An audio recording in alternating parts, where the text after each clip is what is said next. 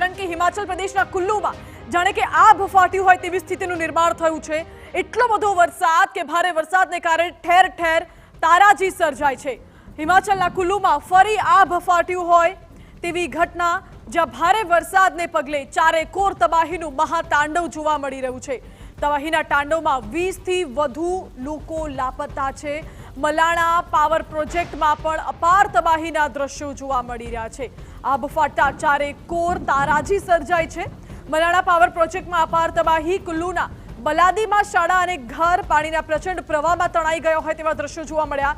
જ્યારે આ તબાહીના તાંડવમાં 20 થી વધુ લોકો લાપતા છે, તેમની શોધખોળ કરવામાં આવી રહી છે, પરંતુ પાણીના પ્રચંડ પ્રવાહમાં લોકોની શોધખોળ કરવી પણ અત્યારે તંત્ર પ્રશાસન માટે મુશ્કેલ બની છે। જો કે હાલ તો કુલ્લુમાં રાહત અને બચાવ કામગીરી પૂરજોશમાં શરૂ કરવામાં આવી છે, પરંતુ આ દ્રશ્યો જુઓ, જ્યાં આભ ફાટતા ચારેકોર તારાજી જોવા મળી રહી છે। જળ પ્રલય આવ્યો હોય તેવા દ્રશ્યો। આખી ઇમારત પાણીના વહેણમાં તણાઈ ગઈ। આખી ઇમારત આમ પત્તાની જેમ જમીનદોસ્ત થઈ ગઈ અને પાણીના વહેણમાં તણાઈ ગઈ હોય તેવા દ્રશ્યો જોવા મળી રહ્યા છે। કુલ્લુમાં ફરી એકવાર આભ ફાટ્યું છે અને આ દ્રશ્યો જુઓ, જે આખું કોમ્પ્લેક્સ, આખી બિલ્ડિંગ પૂરના પ્રવાહમાં તણાઈ ગયું છે। પાણીનો પ્રચંડ પ્રવાહ એટલો ધસમસતો હતો કે કેટલીક ઇમારતો, શાળાઓ, લોકોના ઘરો આ પાણીમાં તણાઈ ગયા છે।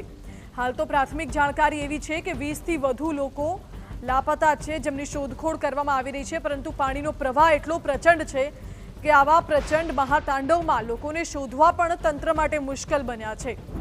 જો કે રાહત અને બચાવ કાર્ય ચાલુ કરવામાં આવ્યું છે અને રેસ્ક્યુની કામગીરી પૂરજોશમાં ચાલી રહી છે, પરંતુ પૂરનો આ પ્રચંડ પ્રવાહ જુઓ, જાણે કે આભ ફાટ્યું હોય તેવી સ્થિતિનું નિર્માણ થયું છે। ચોતરફ બસ તારાજી જોવા મળી રહી છે। આ પાણીનો પ્રવાહ જુઓ, પાણીનો પ્રવાહ એટલો પ્રચંડ છે કે આખી કોન્ક્રીટ, સિમેન્ટ, ઈંટોથી બનેલી જે ઇમારત છે, 3 થી 4 માળની ઇમારતને લઈને આ પાણી વહે છે તેવા પણ દ્રશ્યો જોવા મળી રહ્યા છે। જાણે કે પત્તાનો આખો મહેલ બસ પળવારમાં ક્ષતિગ્રસ્ત થઈ જતો હોય તે જ પ્રકારે આખી ઇમારત ક્ષતિગ્રસ્ત થઈ ગઈ અને આ પાણીના પ્રવાહમાં તણાઈ ગઈ હોય તેવા દ્રશ્યો જોવા મળી રહ્યા છે। આ કુલ્લુના દ્રશ્યો છે। હિમાચલ પ્રદેશમાં જો તમે ફરવા જવાનું વિચારી રહ્યા હોવ તો પહેલા આ દ્રશ્યો જોઈ લેજો, કેવી તારાજી હિમાચલ પ્રદેશમાં સર્જાય છે। નદીઓમાં ઘોડાપૂર આવ્યા છે, કેટલાક રસ્તાઓ ધોવાઈ ગયા છે, રોડ બંધ કરવાની ફરજ પડી છે, અનેક લોકો ફસાયા હોવાની જાણકારી છે અને ચારેકોર બસ જળ તબાહી જોવા મળી રહી છે। હાલ તો 20 થી વધુ લોકો લાપતા છે, જેમની શોધખોળ કરવામાં આવી રહી છે, પરંતુ જળ તાંડવના દ્રશ્યો જોઈ લેજો। જો કે રાહત અને બચાવ કાર્ય શરૂ કરવામાં આવ્યું છે, પરંતુ પાણીના પ્રચંડ પ્રવાહમાં બચાવ કામગીરી પણ તંત્ર માટે મુશ્કેલ બની છે। કુલ્લુમાં જાણે કે આભ ફાટ્યું હોય તેવી સ્થિતિનું નિર્માણ થયું છે। આ પાણીનો ધસમસતો પ્રવાહ જુઓ, ચારેકોરથી પાણી એટલું પ્રચંડ પ્રવાહમાં વહી રહ્યું છે કે આવી પરિસ્થિતિમાં ત્યાં બચવું પણ લોકો માટે મુશ્કેલ છે। મલાણા પાવર પ્રોજેક્ટમાં પણ તબાહી સર્જાઈ ગઈ છે, જેના દ્રશ્યો આપની સ્ક્રીન ઉપર આપ જોઈ રહ્યા છો। તો કુલ્લુના બલાદીમાં શાળા અને ઘર આખા પાણીમાં તણાઈ ગયા હોય તેવા પણ દ્રશ્યો સામે આવ્યા છે।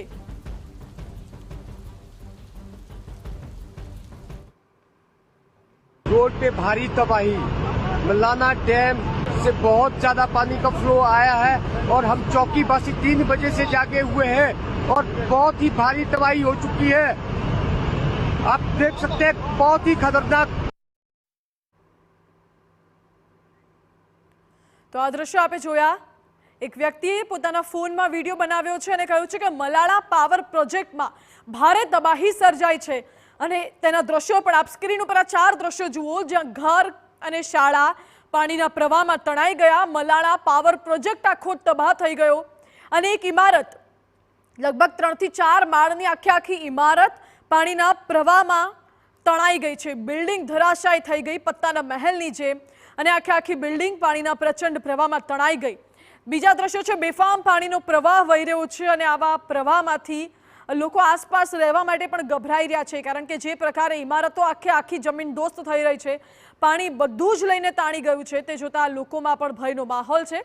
એક તરફ દ્રશ્યો બિયાસ નદીના છે, જ્યાં બિયાસ નદી ગાંડી તૂર બની છે।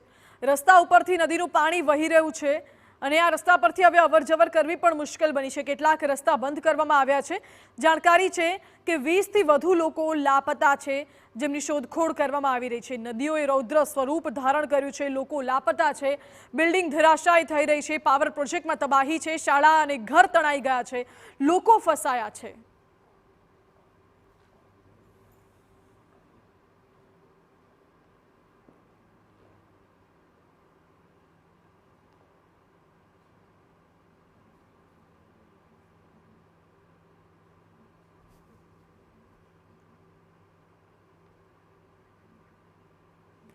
આ દ્રશ્યો જુઓ, જ્યાં કુલ્લુમાં જાણે કે આભ ફાટ્યું હોય તેવી સ્થિતિ। માત્ર 3 સેકન્ડનો સમયગાળો, એ 3 સેકન્ડમાં કોણે વિચાર્યું હતું કે આખી બિલ્ડિંગ ધરાશાયી થઈ જશે। લગભગ 3 થી 4 માળની આ બિલ્ડિંગ છે, જે પાણીના પ્રચંડ પ્રવાહમાં આખી ધરાશાયી થઈ ગઈ। આ બિલ્ડિંગ હતી ન હતી થઈ ગઈ છે માત્ર 3 સેકન્ડ